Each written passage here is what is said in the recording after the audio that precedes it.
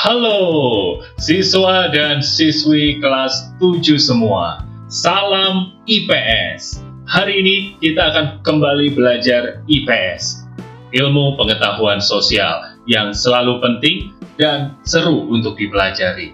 Nah, hari ini apa yang akan kita pelajari? Kita lihat saja videonya berikut ini. Baiklah, seluruh siswa kelas 7, walaupun kita berada jauh, tapi semoga apa yang kita bagikan, Mister bagikan di kesempatan hari ini bisa membantu kalian semua. Hari ini kita akan membahas tentang materi IPS, yakni tentang peta. Nah, kita akan coba lihat ada sebuah gambar. Coba, gambar apa ini? Ya, udah jelas ya dari judulnya, ini adalah peta Indonesia. Jadi peta Indonesia ini kalau kita lihat, Indonesia sudah sekarang itu memiliki 34 provinsi. Dan ya sudah cukup banyak ya. Jadi ini adalah contoh gambaran sebuah peta. Baiklah, sekarang kita akan lanjut ke pengertiannya. Apa sih peta itu? Sebetulnya ada banyak sekali pengertian tentang peta. Tapi yang jelas, peta ini adalah sebuah gambaran permukaan bumi yang ditampilkan pada suatu bidang datar dengan skala tertentu. Oke, sekali lagi ya. Apa itu peta? Peta adalah gambaran permukaan bumi yang ditampilkan pada suatu bidang datar dengan skala tertentu. Nah, kita akan lihat kalau ini gambar apa. Kalian tahu nggak ya? Oke, bentuknya bulat tapi bukan tahu. Apakah ini? Oke, ini adalah sebuah globe, gambar dari globe. Apa itu globe? Globe itu adalah tiruan bola bumi. Jadi kita semua sepakat ya bahwa bumi itu bulat. Nah, apa manfaat globe? Ini sebetulnya sudah ada di halaman 8 buku kalian. Tapi kita akan coba review manfaatnya apa. Yang pertama, manfaat globe adalah menggambarkan letak garis lintang dan garis bujur. Lalu yang kedua, manfaat global kita juga bisa mengetahui perbedaan waktu di berbagai tempat di dunia. Lalu lewat global juga kita bisa menjelaskan terjadinya siang dan malam. Nah, kita juga bisa mengetahui tentang perbedaan iklim, menjelaskan proses gerhana bulan dan gerhana matahari, lalu juga menggambarkan rotasi bumi. Global juga bisa menggambarkan letak suatu negara dan benua, karena memang bentuknya besar begitu. Kalau ini gambar apa ya? Ada yang tahu nggak? Ya, sudah jelas juga ya dari tulisannya, ini adalah gambar atlas. Apa itu atlas? Atlas itu adalah buku yang isinya adalah kumpulan peta. Nah, jadi apa bedanya peta, globe, dan atlas? Jelas ya, kalau peta itu ya petanya satu persatu. Kalau globe itu tiruan bola bumi, dan kalau atlas itu adalah buku yang isinya tentang kumpulan peta. Baiklah, kita akan lanjut ke fungsi peta. Ini juga ada di halaman 9. Yang pertama, menunjukkan posisi atau lokasi relatif. Lalu menunjukkan jarak antara kota A dan B atau juga luas di muka bumi. Lalu memperlihatkan bentuk atau dimensi penampakan tertentu seperti gunung, sungai, dan benua. Ya, fungsi peta selanjutnya adalah mengumpulkan dan menyeleksi data-data dari suatu daerah dan menyajikannya di atas. Nah, kita sekarang akan membahas mengenai jenis-jenis peta. Berdasarkan informasinya, peta itu bisa dibagi menjadi dua. Yang pertama adalah peta umum atau peta biasa, yang kedua adalah peta khusus atau peta tematik. Sedangkan berdasarkan bentuknya, peta ini bisa dibagi menjadi 3. Yang pertama, peta timbul atau peta yang timbul atau 3 dimensi. Lalu yang kedua adalah peta datar, dan yang ketiga adalah peta digital. Peta digital ini adalah peta yang ada dalam komputer seperti Google Maps. Oke, ini adalah gambar contoh peta timbul. Kalau kita lihat di sini di gambarnya ke atas begitu, jadi 3 dimensi. Nah, kalau yang ini adalah peta datar atau peta biasa. Ya, sama ya, karena memang dia dalam bentuk 2 dimensi. Oke, kalau yang selanjutnya ini adalah peta digital. Peta digital ini yang biasa kita lihat dalam Google Google Map. Oke, kita akan membahas sekarang mengenai unsur-unsur peta. Unsur peta ini disebut juga sebagai komponen peta. Nah, komponen peta itu adalah isi dari peta itu sendiri. Ini dia unsur-unsur peta. Yang pertama adalah judul peta. Judul peta ini biasanya letaknya di atas dan dia menggambarkan tentang peta apa yang sedang ditampilkan. Lalu yang kedua adalah tanda arah. Tanda arah itu tanda arah mata angin. Ini adalah tanda yang fungsinya untuk menunjukkan arah mata angin dari peta yang bersangkutan.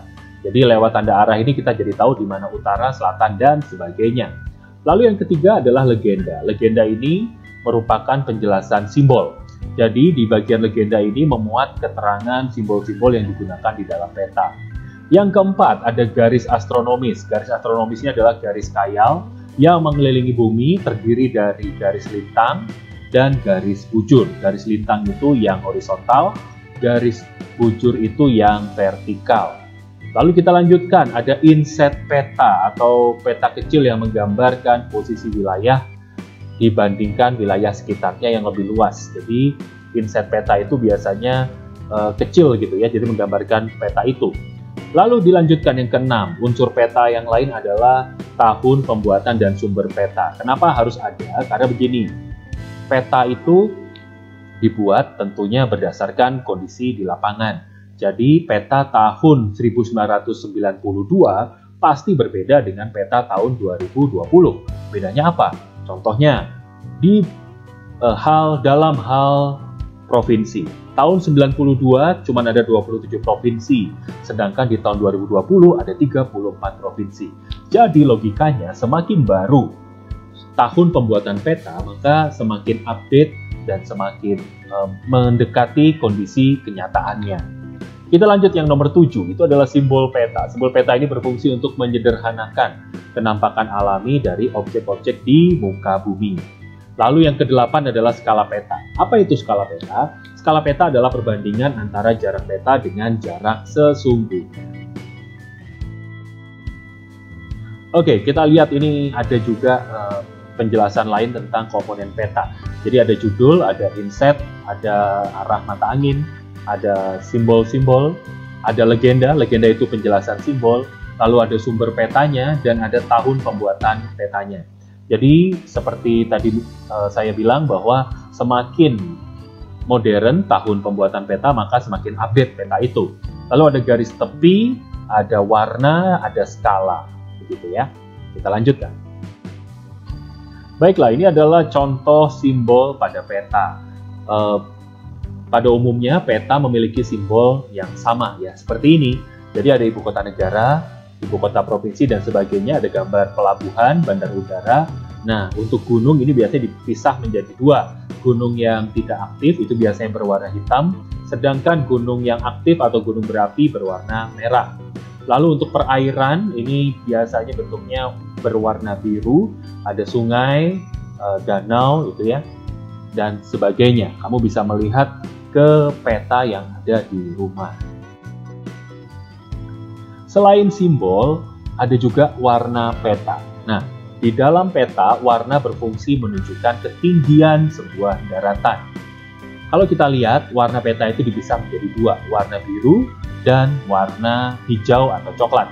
Nah, kita mulai dari warna hijau atau coklat dulu ya. Warna hijau atau coklat ini menggambarkan daratan. Kalau yang berwarna hijau itu berarti daratannya daratan rendah. Dan semakin tinggi daratan, maka dia akan lebih gelap.